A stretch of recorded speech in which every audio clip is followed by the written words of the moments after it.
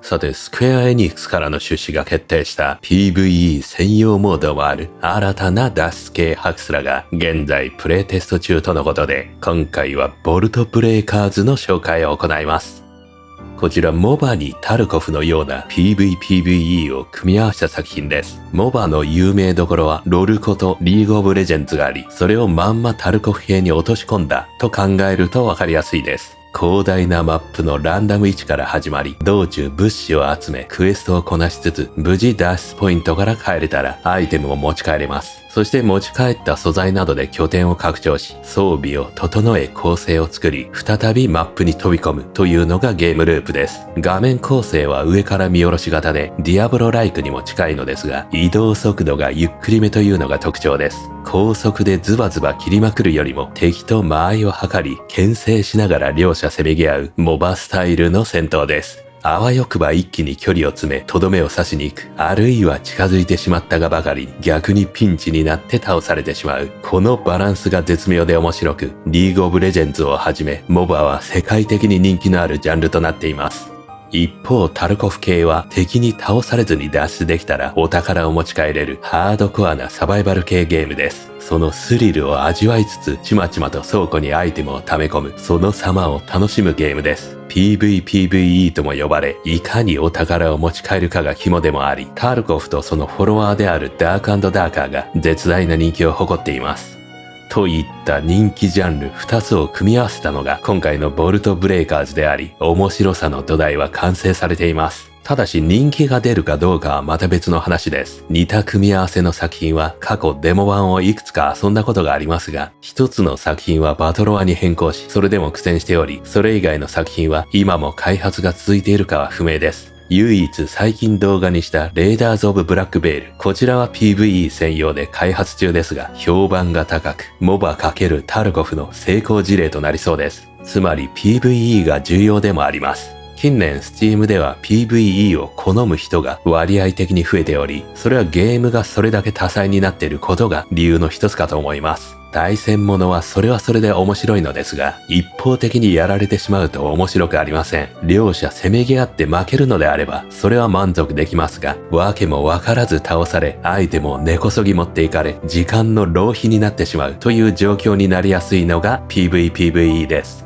練習すればもちろん上手くなれますが、PC だけでもゲームが年間2万本出る時代では、一つに注ぐ時間もそれだけ減ってしまい、結果 PVP がある作品は初めから選択しないという状況が発生しています。Steam でも開発者への嫌味の書き込みが最近多々見られます。このゲーム PVE 内のウィッシュリストから外しましたというものです。こういうのは一部であることを考えると、何も言わずに外す人がもっといることが予想つきます。ということからタルコフやダーク&ダーカーは PVE モードも今や追加されています。一方、ボルトブレイカーズは現在 PVE モード制作に取り掛かっているとのことで、元は PVPVE のみでした。何ヶ月か前に PVE に関するアンケートが取られ、開発側からメッセージもありました。PVE 専用モードをリリースする場合どうしますかという内容です。結果は以下のようになりました。PVE に全く興味がない 29%、PVE と PVPVE は同じくらいプレイする 22%、PVE のみをプレイする 16%、PVPVE の練習のためにプレイする 15%、あとはその他です。約 70% が PVE を遊ぶという結果となり、PVE モード追加が決定したようです。開発の方によると PVE はキャンペーンモードとして永続的に遊べるようにし、PVP はシーズンごとにリセットする形態とのことです。そして PVE で上手くなった人が PVP で楽しんでもらうことを考えているそうです。問題は急ごしらえで作った PVE が面白いのかどうかともなりますが、今回遊んだ感じ、面白さの片鱗はありました。プレイテストというまだまだの状況で、他プレイヤーとの交戦があまりなくともです。理由としては、ディアブロ系戦利品システムを採用しているのが大きいです。レアリティやランダム性能のついた装備を掘る楽しみがあります。それ以外の素材もジャラジャラドロップします。またクエストも次から次へと発生し、こなすことでキャラの成長や拠点の拡張につながります。マップは広めで色々な仕掛けがあるようで、中には条件を達成することで入れる場所があります。ただし時間が来るとバトロワのように円が縮まる系でもあり、素早くこなさないと入れない場所も出てきます。特に今回のプレイテストでは PVPVE のみなので、もたもたしていると他プレイヤーが次から次へとやってきて大混乱になりますが、PVE ならば何度も挑戦し、じっくりと攻略できそうです。以上、ボルトブレイカーズはスクエアエニックスからの出資により今後の開発に期待が持て、いかに面白い仕組みを PVE に追加することにより、より多くのユーザー獲得へとつながりそうです。時代の流れ的に PVPVE 人気は下がり気味ですが、PVE を遊ぶがてら対人戦も楽しめるというスリルを味わいたい人、あるいは上級者向けモードとするのであれば、新たなモバとタルコフの融合作としてヒットすることでしょう。装備集めとアイテム掘りをとことん楽しみたい方に刺さる作品のため、気になる方はチェックしてみてはいかがでしょうか。今のところ家庭用版の発表はされていませんが、スクエニが関わるということで対応する可能性は高まっています。リリース日はまだ未定のため、今後の動きに注目です。というわけで一体どんなゲームシステムなのか、実際にプレイした様子をギュッとまとめたので、どうぞご覧ください。それでは始めていきましょう。ボルトブレイカーズ。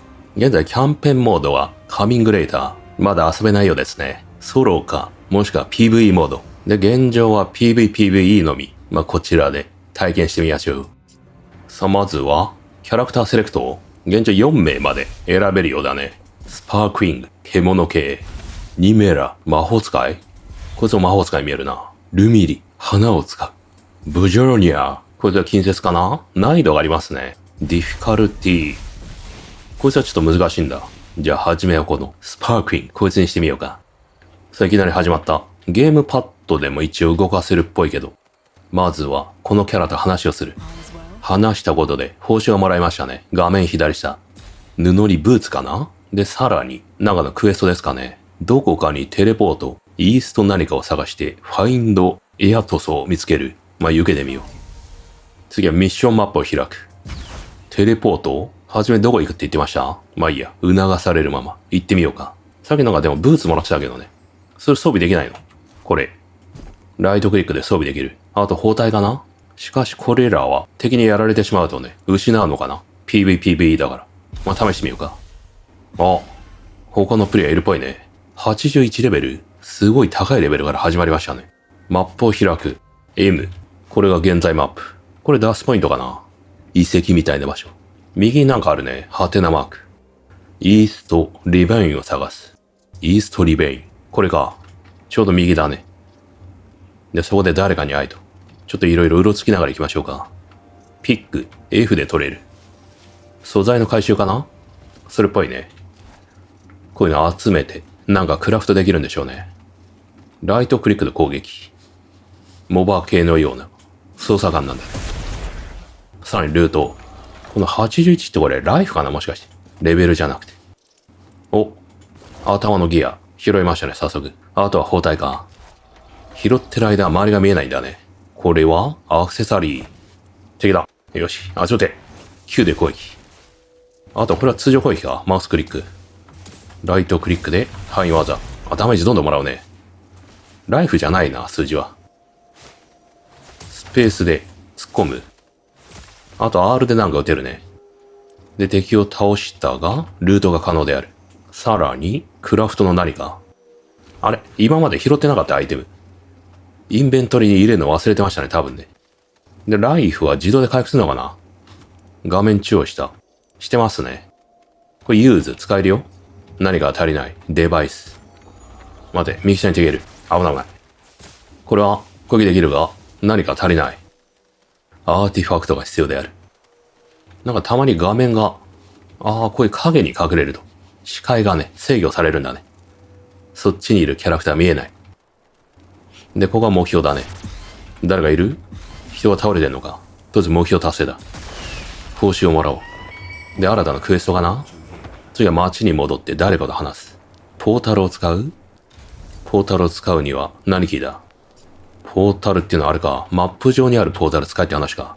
ここら辺使えって言われてるね。まずは北西行ってみようか、じゃあ。他のプレイヤーいんのかな？マインで掘れる。掘れるが、モーションは取りませんね。重量あんのかな？今んとこないか。インベントリいっぱいまで持っていけそうだが。これ道行けないのこっち。塞がれていた。まだチュートリアルだから、AI の敵がね、いるかもしれませんね。ボットとして。こういう場所は破壊できる。ほら、破壊しろ。よし。お宝だ。今 R 技使ったのかな？お、あれ他のプレイヤー。この野郎。なんか動き怪しい。ボットっぽい。すげえボットっぽい今の動き。門が閉まる。戦略的に。活用できるのか、こういう場所も。ボットだ、ボット。あいつやるか。うら。当たんねえ。だよな、あいつ。